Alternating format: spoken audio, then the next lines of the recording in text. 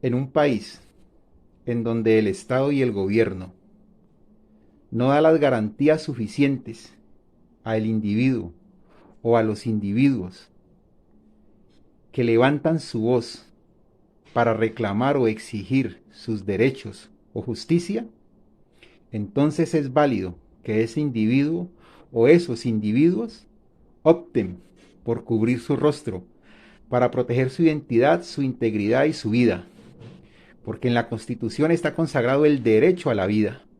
Y de hecho, el mismo Estado ha protegido la identidad de sus funcionarios, como cuando, por ejemplo, años atrás hubo los famosos jueces sin rostro, o cuando el Estado ha determinado proteger la identidad de quienes denuncian o de testigos. Entonces, por sentido común, es válido que un individuo o unos individuos opten por cubrir su rostro para levantar su voz, ya sea para denunciar, para reclamar o exigir derechos y justicia. En un país donde se corre el riesgo de quienes o de que quienes lo hacen, de levantar su voz, sean asesinados vilmente y que esos crímenes incluso queden en la impunidad. Por eso mis felicitaciones y respetos para aquellos que, aunque con el rostro cubierto, toman la decisión de levantar su voz, de reclamar derechos y justicia no solo de ellos, sino de una sociedad que muchas veces es malagradecida y es desagradecida, que sufren callados y que ni siquiera son capaces de apoyar a aquellos que se atreven a levantar su voz en defensa de ellos mismos. Mis respetos, mis felicitaciones, y aquellos que deciden hacer sus denuncias, levantar su voz para reclamar derechos, justicia, con el rostro descubierto, mis respetos. Y a los que deciden cubrirlo, mis respetos también. Es una opción de cubrir o no tu rostro para reclamar derechos y justicia o hacer denuncias.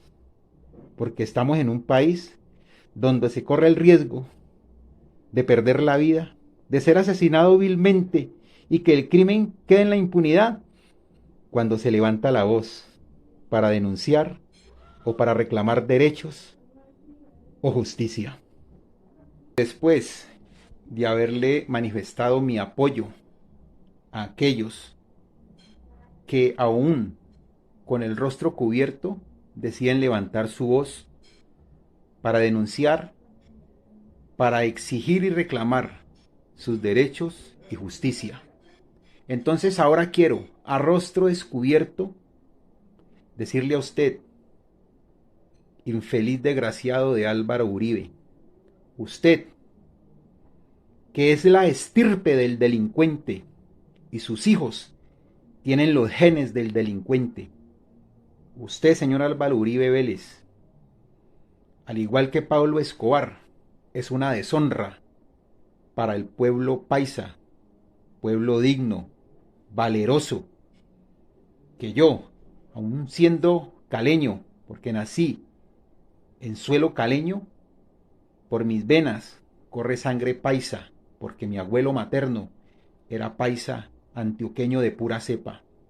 Usted, señor Álvaro Uribe, es la deshonra para el pueblo paisa. Usted, señor Álvaro Uribe, no tendría la autoridad moral para hablar de honor. Ya que mientras un soldado profesional en sus 8 años de gobierno, si ese soldado, por ser generoso con usted, se haya ganado 100 millones de pesos en esos 8 años de gobierno suyo, mientras ese soldado arriesgó su vida por, para ganarse 100 millones de pesos en esos 8 años, mientras eso sucedió, sus hijos, sin arriesgar un pelo, ganaban cantidades de dinero como lo que pasó en la zona franca. Ese soldado y esos soldados que arriesgaban su vida le garantizaban a sus hijos y al círculo de amigos suyo ganar grandes cantidades de dinero. No se compara lo poco, lo insignificante que era el pago de esos soldados. No se compara con lo que ellos arriesgaron. No se compara con lo que sus asquerosos hijos ganaron, mientras esos soldados le garantizaban a sus hijos y a sus amigos ricos que hicieran grandes negocios y que se ganaran grandes cantidades de dinero. Usted, señor Álvaro Uribe, es un miserable infeliz. Usted es despreciable.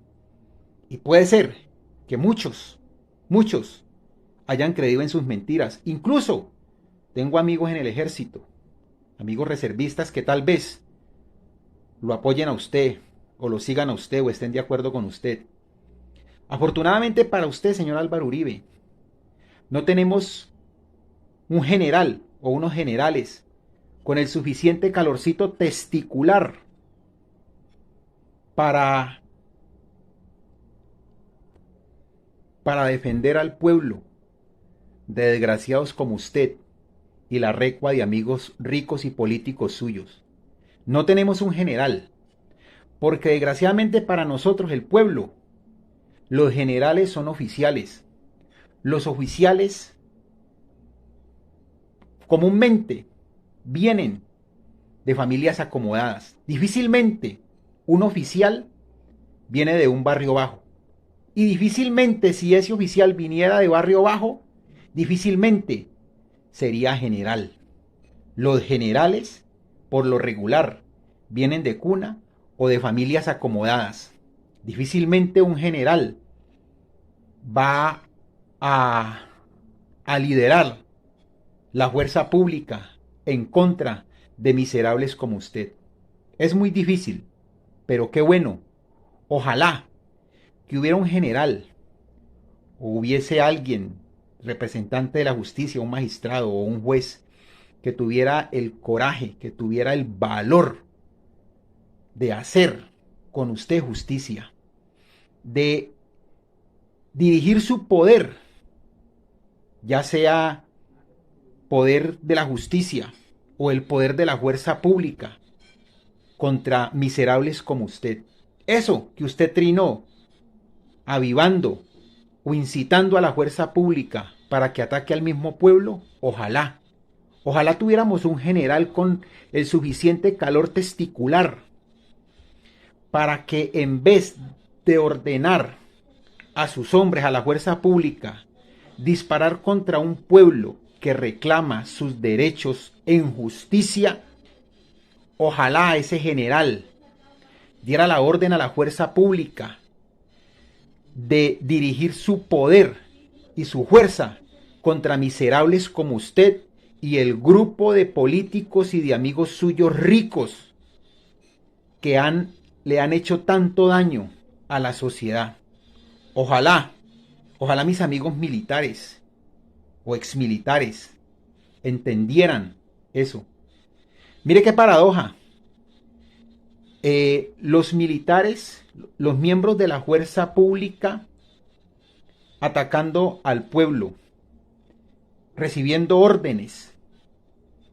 Y si la reforma tributaria o cualquier decisión económica del gobierno para con el pueblo también afectaría el bolsillo de esos miembros de la fuerza pública y de sus familias, porque ustedes no estarían exentos de pagar IVA.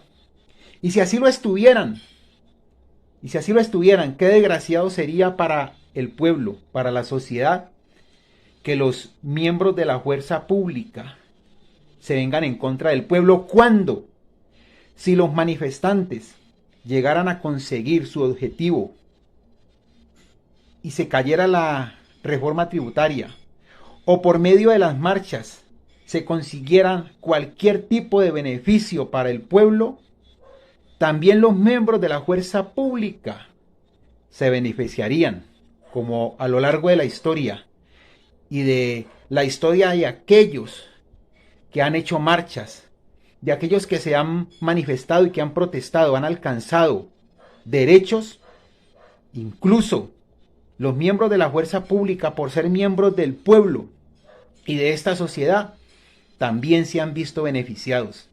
Qué paradójico sería que esos miembros de la fuerza pública que apoyan al Estado y que atacan al pueblo, qué paradójico sería, no, qué paradójico es, porque ellos también se beneficiarían de los logros de esas marchas.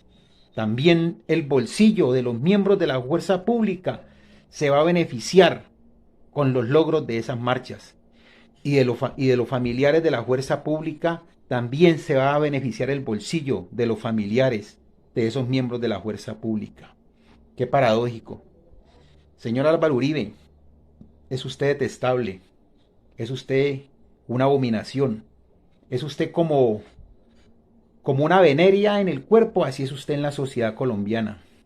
Usted es miserable, señor Álvaro Uribe Vélez, es desgraciado, y su familia, sus hijos, son miserables.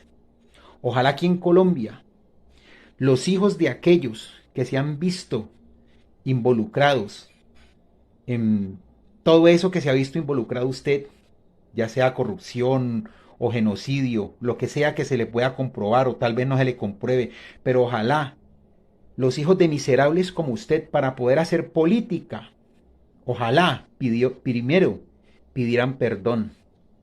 Mire la diferencia entre el hijo de Pablo Escobar, ¿sí? Que tuvo la dignidad, el criterio, la gallardía, la hombría de pedir perdón por lo que hizo su padre. Ojalá los hijos de tanto político corrupto y de desgraciado, porque usted es un desgraciado, ojalá los hijos de esos políticos desgraciados, antes de hacer política, antes de incursionar en la vida política, primero pidieran perdón por lo desgraciados que han sido sus padres. Ojalá los asquerosos hijos suyos, antes de hacer política, pidieran perdón por lo desgraciado que ha sido usted, miserable. Pero no, aquí en Colombia tal vez no va a pasar. Y por ética debería de ser así. Antes de que hicieran política, los hijos de los desgraciados pidieran perdón por los desgraciados de sus padres. Usted, señor Álvaro Uribe, es un infeliz desgraciado, miserable, y sus hijos con usted.